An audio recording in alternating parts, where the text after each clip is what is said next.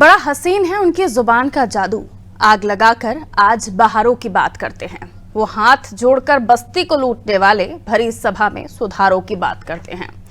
नमस्कार, बहुत बहुत स्वागत है आपका नादी टीवी पर। मैं हूं आपके साथ पारुल। ये शायरी कहकर उत्तर प्रदेश के मुख्यमंत्री योगी आदित्यनाथ ने सदन में अपनी बात की शुरुआत की थी।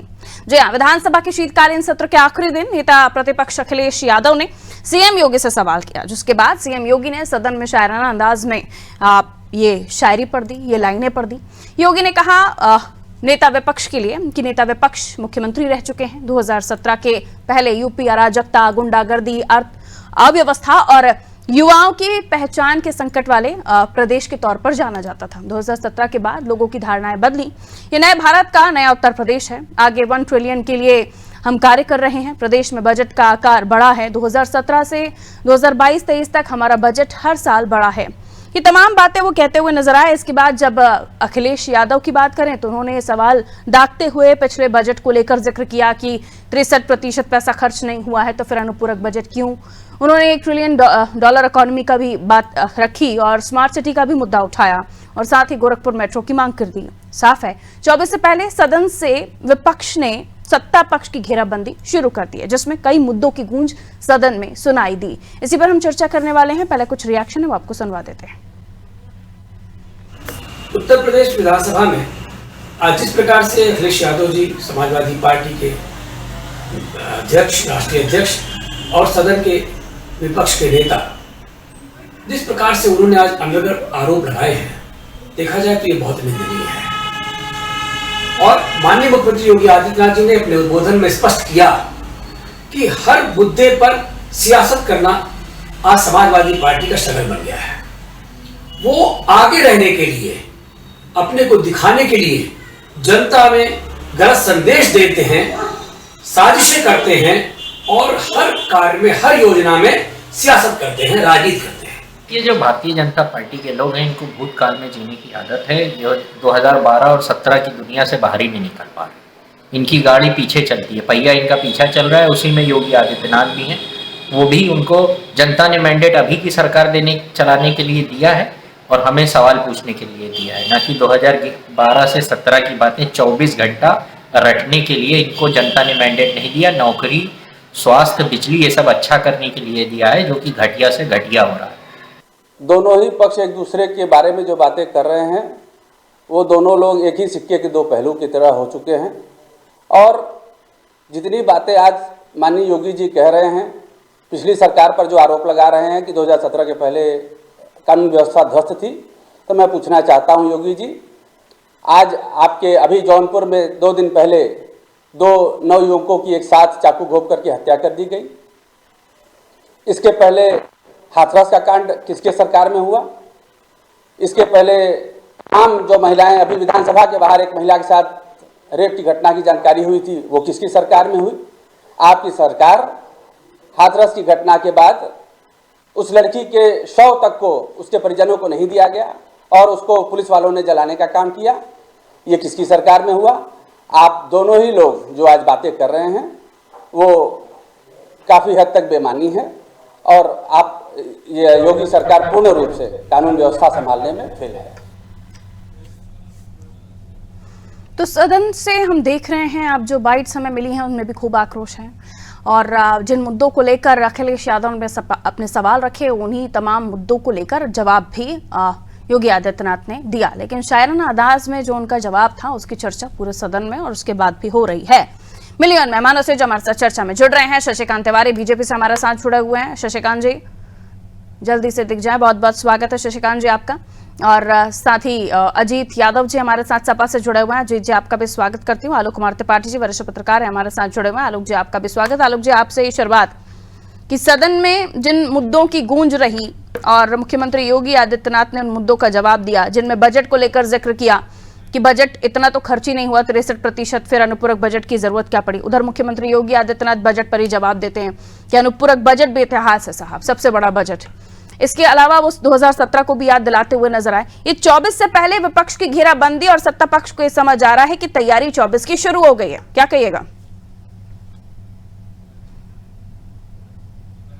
त्रिपाठी जी? सुन पा रहे हैं त्रिपाठी जी?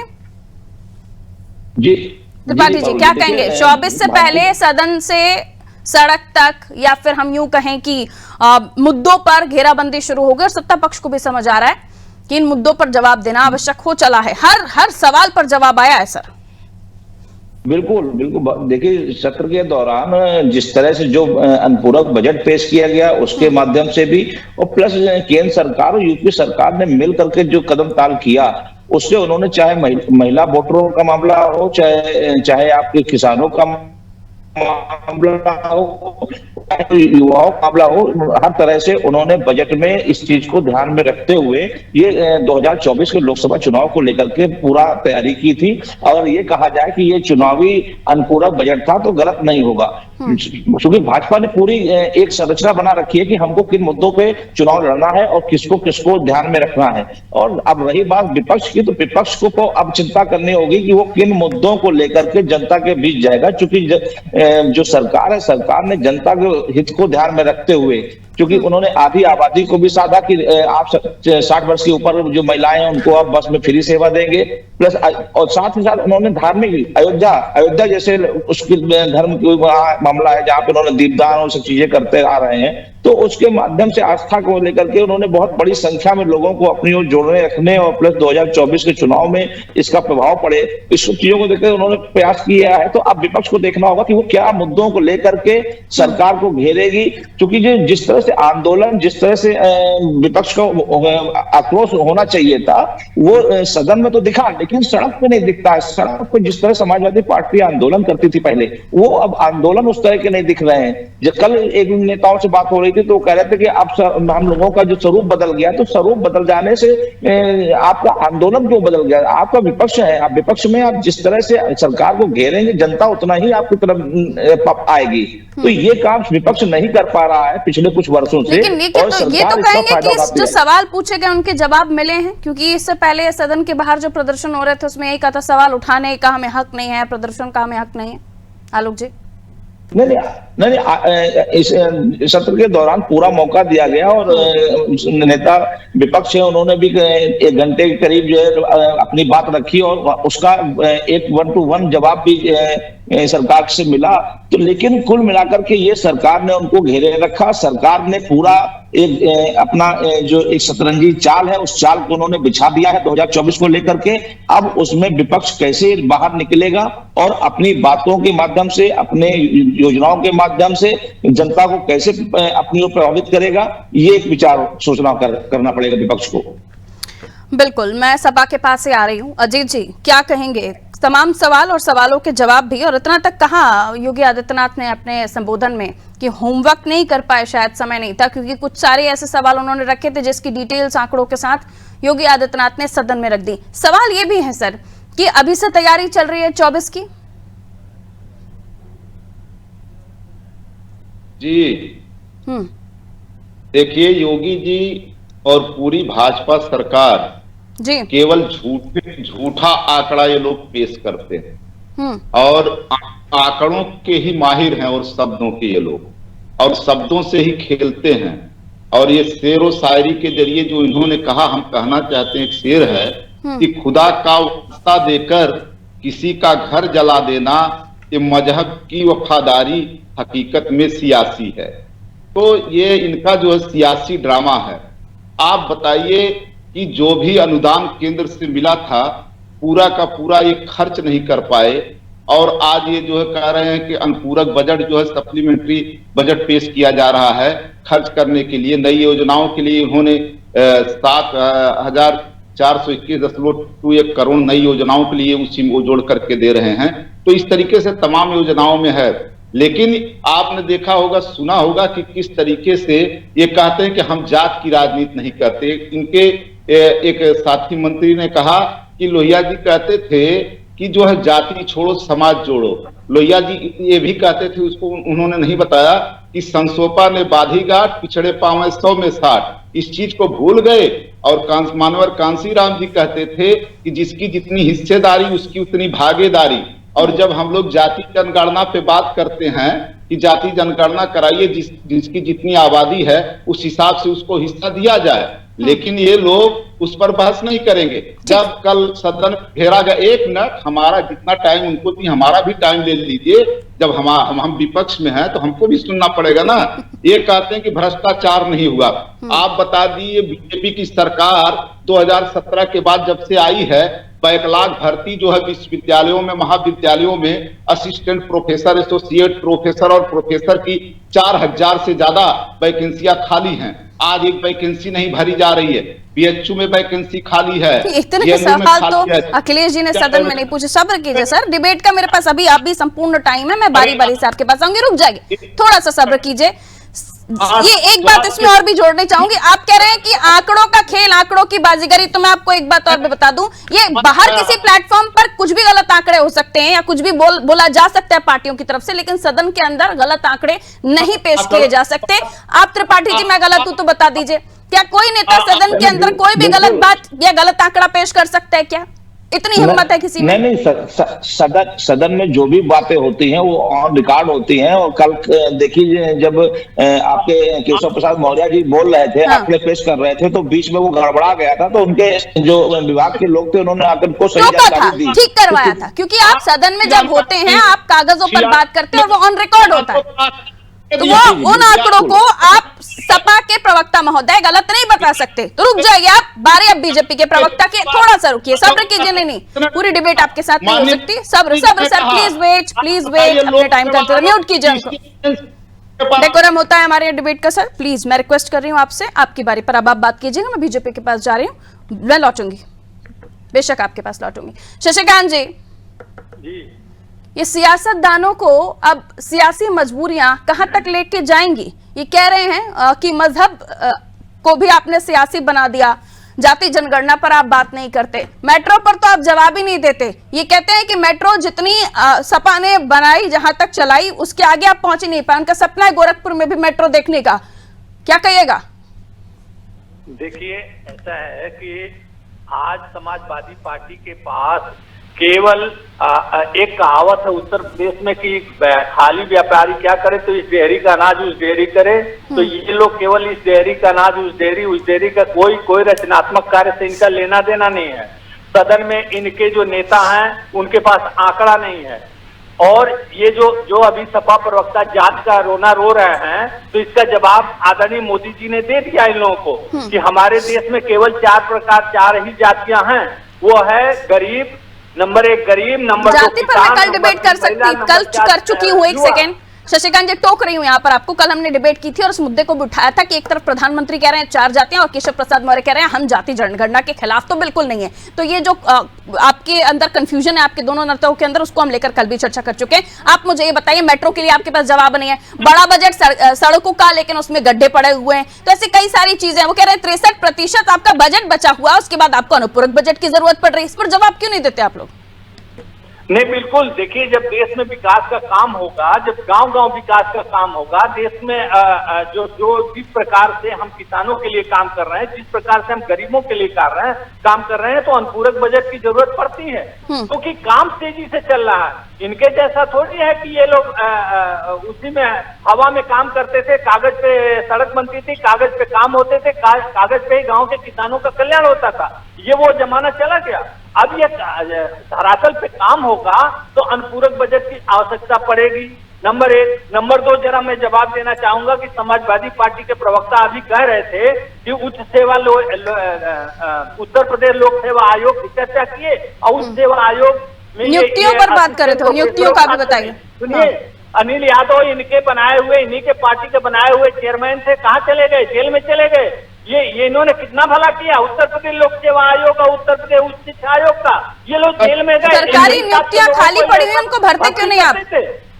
$1 ट्रिलियन इकोनॉमी का वादा करते हैं, वो उस पर काम नहीं करते, नियुक्तियां नहीं करते, भर्ती खाली पड़ी हुई है। बिल्कुल काम करते हैं पूरा प्रदेश इसका। पलक जी 10 सेकंड। पूरा प्रदेश इस बात का गवाह है कि 10 ट्रिलियन इकोनॉमी बनाने के लिए धरातल पे पूरी सरकार काम कर रही है। योगी सरकार उसमें रात दिन लगी हुई है। बाहर से निवेशक आ रहे हैं, गुंडागर्दी का माहौल खत्म हो गया, भूमाफिया भाग गए उत्तर प्रदेश छोड़ करके, और बाहर से निवेशक आ करके यहाँ पे वो माहौल बना है कि हम $1 ट्रिलियन का इकोनॉमी। ठीक है, मेट्रो पर भी जवाब दे दीजिए। सपा ने जहां तक मेट्रो आखिरी स्टेशन बनाया वहां से आगे आपकी मेट्रो बढ़ नहीं पाई, इस पर भी जवाब दे दीजिए। सपा को बताना चाहूंगा कि एक साथ 3-4 शहरों में मेट्रो मिलेगा इनको, गोरखपुर में मिलेगा इनको, कानपुर भी मिलेगा, आने वाले दिनों में प्रयागराज में मिलेगा, काशी भी मिलेगा, आगरा भी मिलेगा।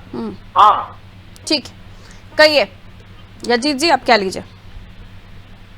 योगी जी कहते हैं, उनका बयान कभी आपने नहीं सुना होगा कि एक काम हो चुका है, वही इनके प्रवक्ता भी आके बोलते हैं काम हो रहा है, काम होने वाला है, लेकिन काम होगा नहीं, होने वाला है। तारीख नहीं बताएंगे। एक मिनट, तारीख क्या बताएंगे? तारीख तो केवल ये रामलला को सुप्रीम कोर्ट ने ऑर्डर करके बनवाने का दिया, तो ये केवल रामलला की तारीख बताते हैं। ये बेरोजगारों को तारीख नहीं बताएंगे कि हम भर्ती कब करेंगे। 2 करोड़ से ज्यादा नौकरियां इस प्रदेश में खाली पड़ी हैं, इस पर बात नहीं करेंगे। और नौकरियों में पेपर आउट किया जा रहा है, इस पर बात नहीं करेंगे।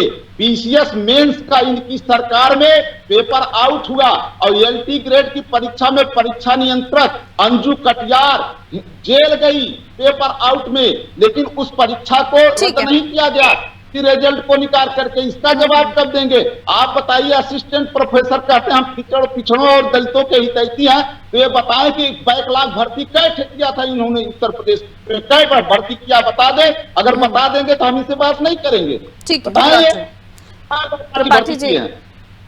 त्रिपाठी जी, ये कई सारे मुद्दे हैं जो राज्य के मुद्दे हैं, लेकिन अगर 24 की तैयारियों से उन्हें जोड़िए तो कई सारे मुद्दे होते हैं जो राज्यों के चुनाव में तो काम कर जाएंगे लेकिन लोकसभा के चुनाव में नहीं काम करेंगे। ये जो तैयारी इसे हम कह रहे हैं, कई बार हमने इस पर इनका जो अलायंस है इंडिया गठबंधन का भी हमने जिक्र किया कई बार कि ये भी 24 की तैयारी है, लेकिन उसमें भी हमने देखा एमपी चुनाव के बाद खलल पड़ता हुआ नजर आया। ये भी कई बार जो विश्लेषण हुआ उसमें कि अभी पूरी तरीके से उसका जो ढांचा है बनता हुआ तैयार नहीं दिख रहा है इंडिया गठबंधन का। बहरहाल, लेकिन मुद्दों की अगर मैं बात करूं तो 24 के लिए जो मुद्दे अभी सदन में उठाए जा रहे हैं, क्या ये कोई असर डालेंगे? क्योंकि 24 को लेकर जो चुनाव की बात होती है कि लोकसभा का चुनाव तो भाई डिफरेंट मुद्दे पर होता है। आपको लगता है ये सारी चीजें जिसमें जाति जनगणना भी जोड़ रहे हैं, इसका कई स्टेट्स में हमने देखा असर है भी नहीं भी है। 5 जो राज्यों के चुनाव हुए उनमें भी कहा जा रहा है कि बहुत सा ज्यादा असर जाति जनगणना का नहीं दिखा, तो ये लोकसभा में ही काम करेगा? आपको लगता है कि यही से ही उसका असर दिख रहा है?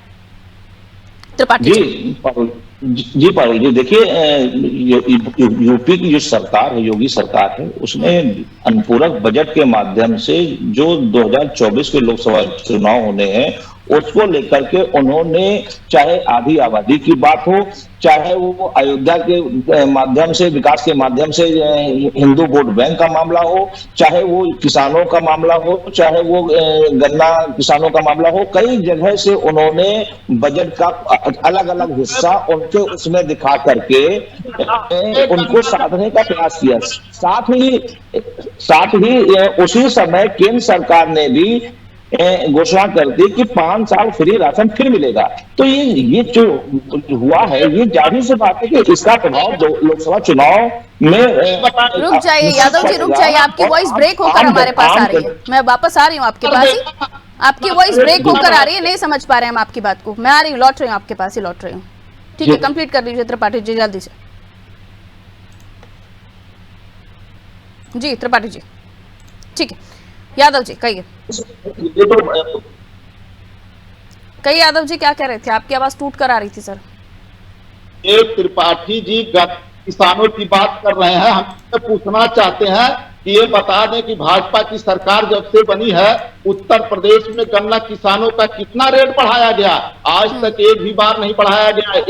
एक बार इन्होंने 25 रुपए बढ़ाया है, इनको शायद ये भी नहीं पता होगा। अब कह रहे हैं कि गन्ना किसान खुशहाल है। आप बता दीजिए कि बजट में गन्ना किसानों को कहते थे कि हमने बकाया भुगतान कर दिया, 518 रुपए क्यों गन्ना बकाया भुगतान करने की बात कर रहे हैं? आज तक क्या कर रहे हैं? हम लोगों का गन्ना क्षेत्र है, हम लोग जानते हैं कि पर्ची समय पर भजती नहीं, पैसा मिलता नहीं, 2-2, 3-3 साल से बकाया है, पैसा मिल नहीं पा रहा है। किसान बताइए कि गन्ना का पैसा मिलता है तो अपने बेटियों की शादी करता है, उसे खर्चा कर चलता है, लेकिन ये सरकार केवल आंकड़ों में झूठ बोलने का काम कर रहे हैं। शशिकांत जी इसका जवाब आप देंगे? गन्ना किसानों का भी मुद्दा उठा लिया उन्होंने, बड़े पैमाने पर गन्ना किसान भी उत्तर प्रदेश में। कहिए शशिकांत जी। देखिए, ये गन्ना किसानों के बहुत बड़े हितैषी बने हैं। तो सारे गन्ना मिल जितने बेचे गए उनकी जमीन जो है मुलायम सिंह यादव और मायावती के जमाने में ही बेचे गए। ये अभी काशीराम जी को अपना मसीहा बता रहे थे। तो इन्हीं के जमीन सारी चीनी मिल बेच दिए गए। देवरिया जिला के और कुशीनगर के 14 चीनी मिलों में से इन लोगों ने 12 चीनी मिलों को निपटा दिया था। तो आज ये रोना रो रहे हैं कि भुगतान नहीं हो रहा है। अरे भाई, पिछले 40 साल में जितना भुगतान योगी सरकार ने किया किसी ने नहीं किया। आप प्रतिशत में देखेंगे तो भी और पैसे में देखेंगे तो भी। ये आपका ये रोना सब बेकार है। आप लोगों के पास कोई मुद्दा है नहीं, कुछ कहने को है नहीं। जहां भी आप हाथ डालेंगे सब वहां पे अच्छा काम करता हुआ योगी सरकार मिलेगी। इसलिए केवल ये लोग रोना रोते हैं। गन्ना किसान की बात ले लीजिए या किसी भी किसान की बात ले लीजिए, सुनिए और ये बार बार जाति जनगणना पर ही प्रवक्ता भी आ रहे हैं, इनकी पार्टी भी आ रही है। तो ये लोग पूछना चाहता हूं कि क्या गरीबों को जो राशन मिल रहा है उसके पक्ष में है कि विपक्ष में है? क्या आप वो राशन जातिगत? सुनिए, बोलिए मत, बीच में मत बोलिए, अपने टाइम बोलिएगा। क्या आप राशन बांटेंगे जातिगत आधार पे या कोरोना का वैक्सीन जो सबको लगा 140 करोड़ लोगों को, तो जातिगत आधार पे आप बांटेंगे? किस चीज को बांटने के लिए आप जातिगत जनगणना की आप इतने जो आप जातिगत जनगणना की बात कर रहे हैं? जवाब ले लीजिए। सुनिए, इस प्रदेश में आप केवल MOI, आप अपने एक ही जात के सारी बैकलॉग भर्ती भी एक ही जात की भरेंगे, सारी नौकरियां एक जात को देंगे, सारे दरोगा जाति जनगणना पर कई तीर छोड़ दिया आपके ऊपर यादव जी। अरे शशिकांत जी रुकिए, बहुत बड़ा सवाल हो गया सर, बहुत बड़ा सवाल हो गया। रुक जाइए। हाँ, जाति जनगणना के पीछे आपका क्या प्लान है? आप कोरोना वैक्सीन बांटेंगे, आप राशन जाति के हिसाब से बांटेंगे, बहुत सारी चीजें कह दी उन्होंने। यादव जी जल्दी से छोटा सा जवाब, उसके बाद पा दीजिए। हाँ जी, तो सवाल कर रहा हूं, उससे भाग रहे हैं। गन्ना किसानों का कितना इन्होंने बढ़ाया रेट? कुछ नहीं बढ़ाया। हम एक चीज इनसे ये पूछना चाहते हैं कि कोरोना काल में मरे, जो ड्यूटी करने वाले मर गए, उनको कितना इन्होंने लाभ पहुंचाया? इसका कोई आंकड़ा है कितना मरे? झूठ बोलते हैं कि कोई नहीं मरे। और कोरोना काल में जो दुर्दशा मजदूरों ने झेला है, ये अप्रवासी मुख्यमंत्री योगी जी नहीं जानते। योजनाओं का फायदा जाति जनगणना के बाद कौन सी जाति को ज्यादा देंगे? इन्होंने आरोप लगा। हम पूछना चाहते हैं, आज जिलों में देख लीजिए कि दोनों एक दूसरे से पूछे, जवाब मत दीजिए। ठीक है त्रिपाठी जी, रुक जाइए, समय थोड़ा सा कम है। आप त्रिपाठी जी को इन कर लेती हूँ। मारने वाले दलितों का इसका जवाब कितने लोग बैठे? रुक जाइए, कौन कितना किस जाति में कितना इंटरेस्ट रख रहा है ये तो खैर चुनावी समय पर पता ही चल जाता है, और अभी से पता चल रहा है क्योंकि अब आप लोग तैयारियों में जुट चुके हैं। मैं लौट रही हूँ आपके पास।